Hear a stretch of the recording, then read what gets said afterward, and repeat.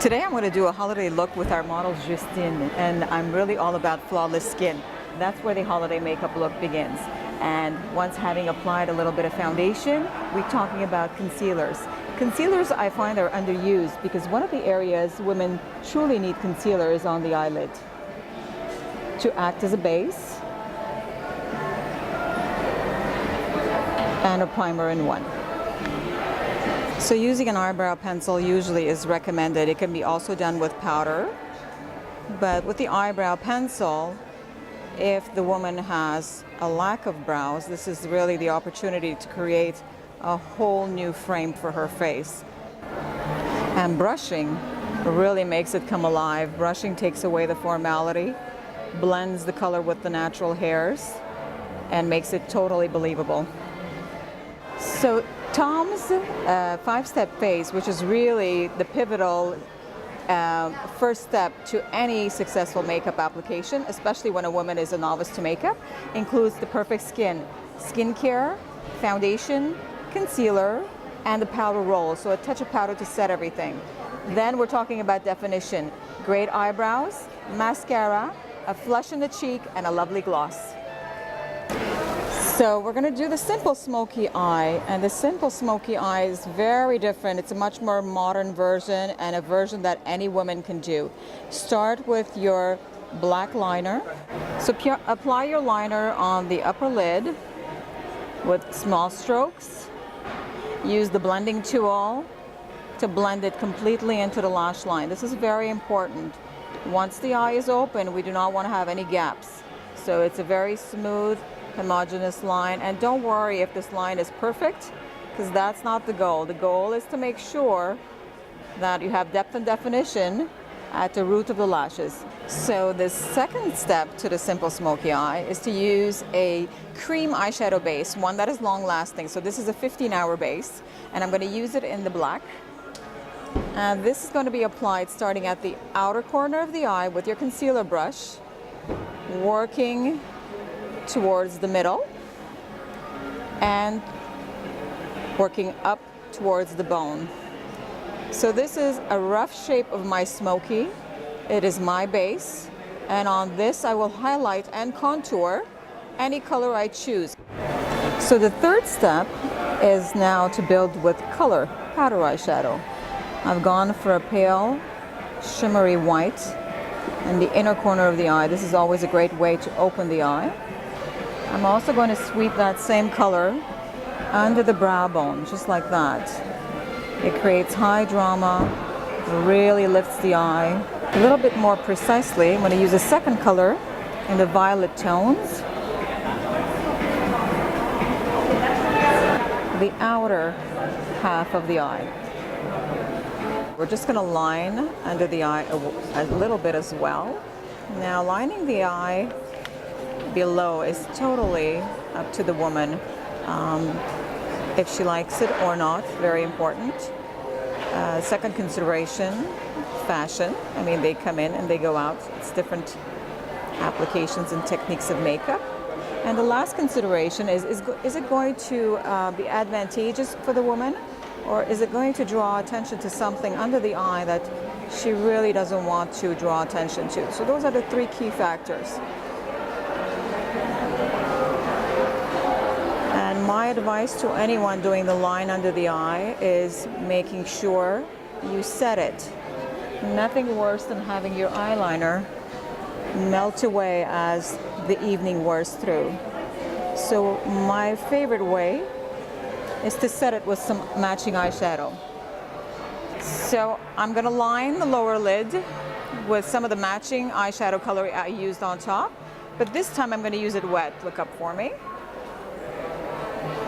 Now, this being a liquid, gel, and powder formula is meant to be used wet and dry. And basically, when it is used wet, you amplify the shine, you amplify the volume of the color, and it makes for an amazing evening look. Before you apply your mascara, let me show you something to help your lashes. Lashes seem to be also the hottest accessory this season, so why not give them a little help? This is a primer. The primer helps to condition your lashes, helps to curl them, and also double the volume of your mascara once you have it on. So it's all good. Let it dry just half, not completely. So it's slightly tacky. That way it will pick up more mascara. And I see women using mascara every day, and I find they don't take full advantage of every single lash that they own. And then they complain their lashes are small or sparse. So the best mascara application is to make sure, yes, you're using the brush in a fan-like shape. The tip of your mascara wand is very helpful to deposit quickly the amount of mascara that you need. And then once the formula is deposited on your lashes, you need to pull the lashes towards the ear. That promotes curl. Next, we want to line the lip. Women buy liners every day, and they have a terrible time because typically I find they make their lips smaller. If your lip is on the smaller or thinner, less voluminous side, it's very important to go slightly outside the natural lip line and slowly, stroke by stroke, by going slowly, you're really controlling the shape. And if you have opportunities to correct, because once again, our lips are not symmetrical. The left and right could be very different. The pencil gives us an opportunity to correct the shape. So you can use your lip brush to bleed the line a little bit more into the lip. That way, when you apply your lipstick, no harsh edges. Now this same lipstick can be applied with a neutral lipstick. It's totally up to you. I've used a red one to get more out of my red lipstick. It's going to amplify the color. If I had used a neutral earth tone, it would have a much more natural effect on the entire look of the lip. So once again, women ask me, is it better to apply my lipstick with a tube or with a brush? And it all depends on the effect that we're looking for. Usually with a tube, you have a 100% application, which means the color is very dynamic. It's the fullest in intensity. If you wanted to create a more innocent lip, which is what I'm going to do today, I'm going to use the lip brush to apply maybe 20% of the color. So almost like a lip stain, a softer version of the same lip color. And this way, one lipstick can often have multiple personalities by wearing it completely in a different application each time. To finish the holiday look, we definitely want to contour the cheeks and apply a little bit of blush. So keep it soft and natural looking, starting from the middle of the ear, going towards the nose. That way we avoid the clownish look which often accompanies a blush.